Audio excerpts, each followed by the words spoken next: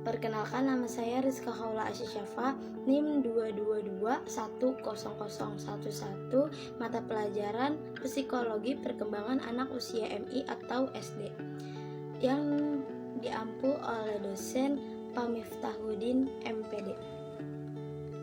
Video ini saya buat untuk menyampaikan beberapa jawaban dari soal UTS yang akan saya lakukan.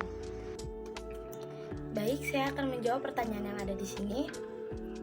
Dalam istilah psikologi, pertumbuhan merujuk pada perubahan fisik yang terjadi pada seseorang, seperti peningkatan berat badan atau tinggi badan atau perubahan fisik lainnya.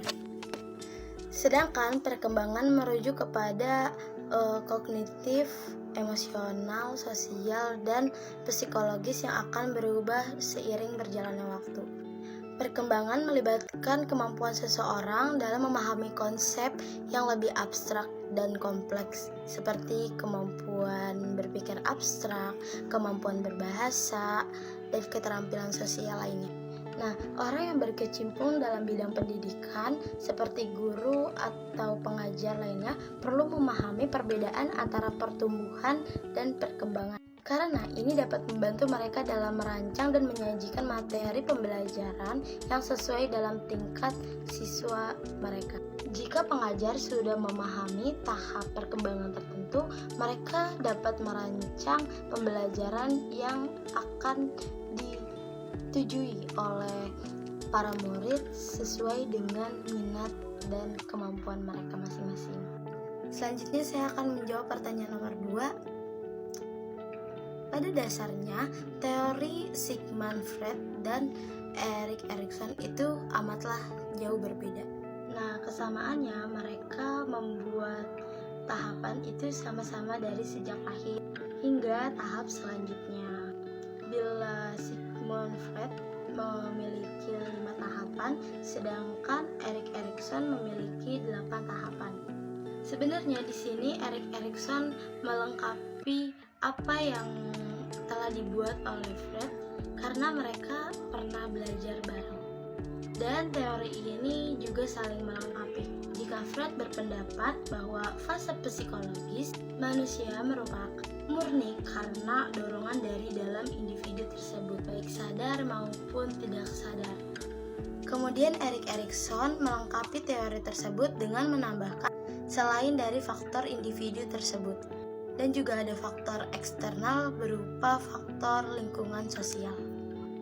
Selanjutnya saya akan menjawab pertanyaan nomor 3.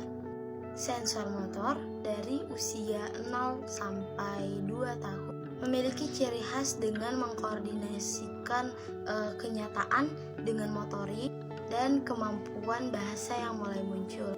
Kemudian yang kedua, praoperasional dari umur 2 sampai 7 tahun. Ciri-ciri diantaranya yaitu egosentris, meningkatkan aktivitas simbolik, dan mulai melakukan representasi.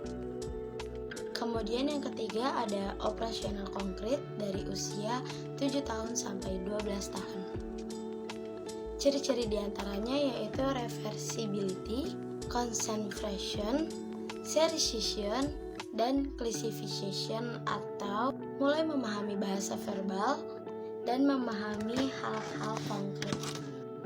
Dan terakhir yang keempat, yaitu operasional formal dari usia 12 tahun hingga dewasa. Ciri-ciri diantaranya yaitu mulai berpikir abstrak, mulai melakukan self-reflection, dan mereka sudah mulai membayangkan peran sebagai orang dewasa, mulai menyadari dan mementingkan kepentingan masyarakat, bahasa lebih berkembang, dan dapat mengoperasikan suatu ide dalam sebuah bahasa. Selanjutnya saya akan menjawab soal nomor 4. Pertama, manusia menangkap sebuah informasi dari lingkungan melalui organ-organ sensoris, yaitu berupa mata, telinga, hidung, dan sebagainya. Beberapa informasi disaring melalui tingkat sensoris, kemudian sisanya dimasukkan ke dalam ingatan dalam jangka pendek. Jika diproses, informasi dari ingatan jangka pendek bisa ditransfer dalam ingatan jangka panjang. dan hal ini sangat penting dalam belajar. Selanjutnya saya akan menjawab soal pertanyaan nomor 5. Nah, di sini terdapat dua tokoh yang perannya sangat penting dalam perspektif humanistik, yaitu Abraham Maslow dan Carl Rogers. Meskipun keduanya memiliki perspektif yang sama, namun terdapat perbedaan dalam konsep perkembangan mereka. Persamaannya fokus kepada perkembangan dan pertumbuhan pribadi individu, menekankan pada keunikan dan kompleksitas individu, serta pengalaman hidup mereka. Keduanya berpendapat bahwa individu memiliki kemampuan untuk mencapai potensi pribadi mereka melalui pertumbuhan dan perkembangan pribadi, menekankan kepada peran lingkungan mendukung dalam membantu individu mencapai potensi pribadi mereka. Perbedaannya yaitu konsep hierarki berkebutuhan Maslow, yaitu Maslow mengemukakan konsep hierarki kebutuhan di mana individu memiliki serangkaian kebutuhan yang harus dipenuhi untuk mencapai potensi pribadi mereka, mulai dari kebutuhan fisik hingga kebutuhan aktualisasi diri. Nah, sementara itu Rogers tidak berfokus kepada hierarki kebutuhan, melainkan pada kebutuhan aktualisasi diri dan pengembangan diri secara holistik. Konsep self-actualization Maslow. Konsep ini menekankan terhadap konsep self-actualization di mana individu mencapai potensi pribadi mereka melalui pencapaian tujuan dan eksplorasi diri. Kemudian sementara itu Rogers juga berpendapat bahwa individu mencapai kebutuhan pribadi mereka melalui pemahaman diri serta pengembangan diri secara holistik. Sekian beberapa pertanyaan yang bisa saya jawab. Kurang lebihnya saya mohon maaf. Wassalamualaikum warahmatullahi wabarakatuh.